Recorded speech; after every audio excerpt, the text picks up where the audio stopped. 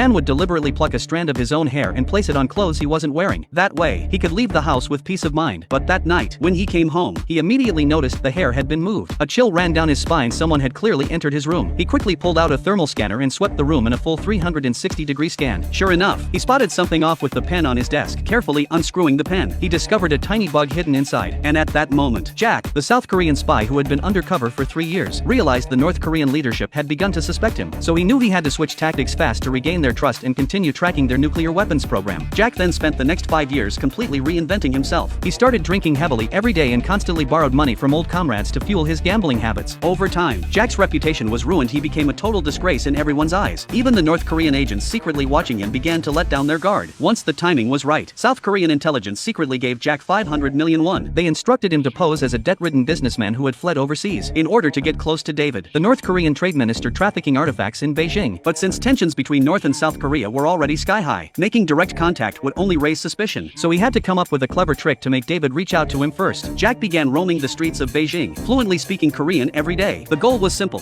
to let David's spies notice a Korean businessman doing business in the area. Soon after, using intel provided by his superiors, Jack reported the location of David's smuggling operation. As a result, one of North Korea's cultural relic experts was arrested on the spot. When David learned it would take $250,000 to bail the man out, he immediately panicked. Their entire artifact smuggling ring had only made around $100,000 in total. Where the hell were they supposed to find the remaining $150,000? Just then, David suddenly remembered the Korean businessman his informant had seen on the street a few days ago. After much internal struggle, he finally dialed Jack's number. Staring at his buzzing phone on the table, Jack swallowed nervously, because he knew after 3 long months of lying low in Beijing this was the moment he had been waiting for.